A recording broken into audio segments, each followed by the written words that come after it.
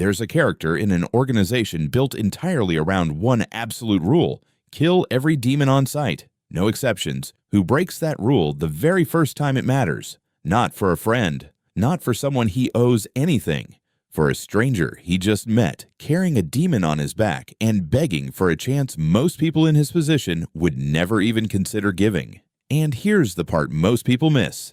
This isn't a man overflowing with confidence, handing out mercy because he's got plenty of goodness to spare. This is a man who, underneath a cold, closed-off exterior, has spent years secretly convinced he doesn't deserve the position he holds at all. His name is Giyu Tomioka, and today you're going to find out what he understood about compassion that you, carrying far less guilt than he does, still refuse to extend to anyone. Before he became one of the most powerful swordsmen in the organization, Giyu was a boy with one person left in the world, his older sister Tsutako, the only family he had after their parents were gone. She raised him, protected him, gave him whatever stability a childhood like that could still offer. One night, a demon attacks them. Demon slayers arrive to handle the threat, and in the confusion of the moment, they nearly kill Giyu himself, mistaking the situation entirely. Tsutako steps in to protect him, and she's the one who ends up dead, while Giyu survives, spared by circumstances that had nothing to do with anything he did to earn it. Giyu doesn't just lose his sister, he survives a night that, by any reasonable logic, could easily have gone the other way. And some part of him never stops feeling like he was the one who was supposed to die instead. Years later, training under a teacher named Urokodaki, Giyu trains alongside another student, Sabito,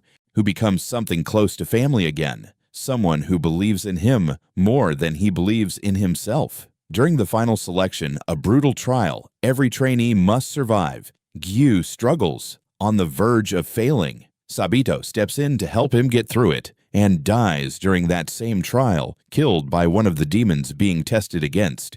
While Giyu survives and passes, this is the second time in Giyu's life that someone close to him dies in the exact moment that allows him to keep living. He doesn't become a demon slayer purely on his own merit. He becomes one because Sabito isn't there to become one instead. Giyu goes on to become a Hashira, one of the strongest swordsmen alive in that world. From the outside, it looks like triumph.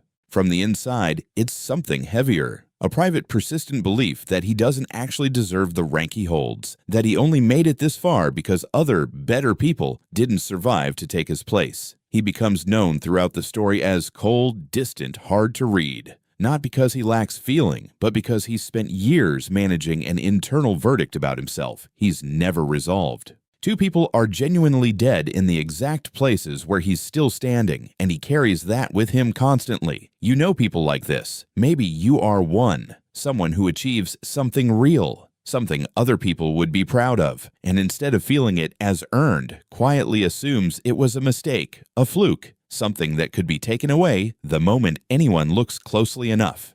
Giyu carries that feeling with more justification than almost anyone. Because of this guilt, Giyu keeps almost everyone at a careful distance. He speaks little, reveals less, and lets people assume he's simply cold by nature rather than someone actively managing a wound he's never let anyone see. His compassion isn't absent, it's guarded, held behind a wall built specifically because letting people close feels dangerous when you've already watched closeness get people killed twice. Compassion that's been burned before doesn't disappear. It just gets more careful about where it shows itself. Everything changes when Giyu encounters a boy named Tanjiro carrying his own sister, Nezuko, who has been turned into a demon. Under the absolute law governing every demon slayer, this is not a gray area. Demons are killed on sight, without exception. Giyu has every justification to end Nezuko's life immediately. He doesn't. Watching Tanjiro's desperation, his refusal to give up on his sister, Giyu makes a decision that could cost him everything. He spares Nezuko and directs Tanjiro toward his own old teacher,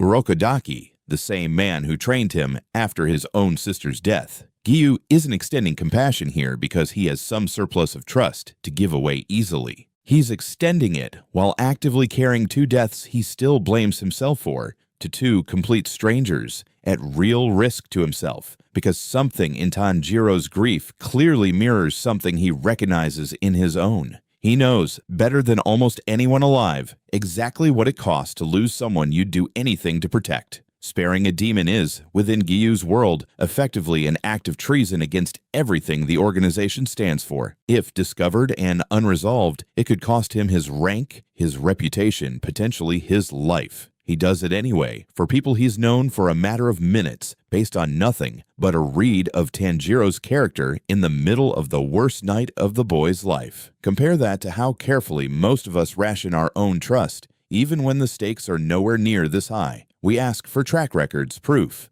time served, before we're willing to extend real faith in someone. Giyu extends his in an instant, with his own career and safety on the line, not because he's naive about the risk, but because he decides the risk is worth taking anyway. Here's where most people misread stories like this one. They assume someone capable of extending real compassion must be at peace with themselves first, that you need to resolve your own guilt before you're in any position to offer someone else grace. Giyu is proof that isn't true. He never resolves his guilt over Tsutako or Sabito. He's still, in this very moment, someone who privately believes he doesn't deserve to be standing where he's standing, and that unresolved guilt doesn't stop him from extending real mercy to Tanjiro and Nezuko. If anything, it's part of what lets him recognize what Tanjiro's going through. He knows exactly what it feels like to watch someone you love become something the rules say should be destroyed. Compassion, the way Giyu lives it, isn't, "I've earned the right to be kind because I'm at peace with myself." It's, "I'm still carrying something I've never resolved, and I'm going to extend kindness anyway.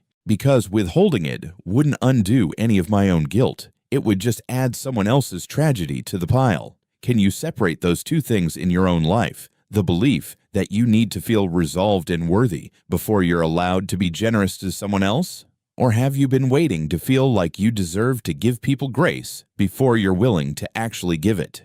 Giyu doesn't get a moment of public vindication for this choice. He doesn't get thanked in any grand way, doesn't get his internal guilt magically resolved because it turned out to be the right call. He simply continues quietly to look out for Tanjiro throughout the rest of the story, showing up when it matters, offering steady, wordless support that never asks for acknowledgement in return. His compassion isn't a single dramatic moment followed by a return to normal. It's a pattern he keeps choosing, quietly, without an audience, without anyone tallying up the risk he took or the guilt he's still carrying while he does it. Now, forget about Giyu for a second and think about you. Think about the guilt you're carrying that you've let become an excuse, not to seek help, but specifically to withhold kindness from other people. I've been hurt, so I don't extend trust easily anymore. I've made mistakes I'm not proud of, so who am I to help anyone else?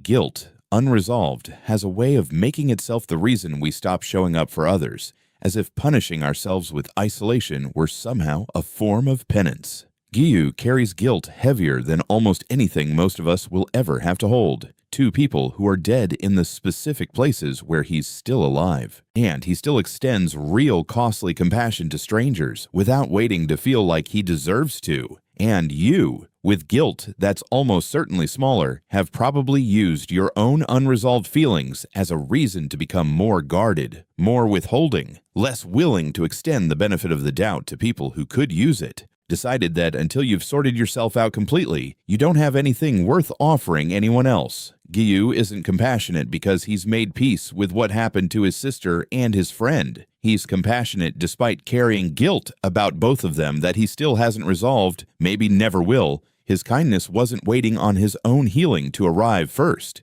It showed up anyway, alongside the guilt, without needing it to be gone first. You don't have to resolve your own guilt today. You don't have to feel deserving, at peace, or fully healed before you're allowed to extend real kindness to someone else just because you watched a video on YouTube. But maybe you can start by asking yourself, honestly, who you've been withholding compassion from simply because you don't feel worthy enough yourself to give it, and whether waiting to feel worthy has just quietly become another way of staying alone with the guilt instead of actually doing anything about it.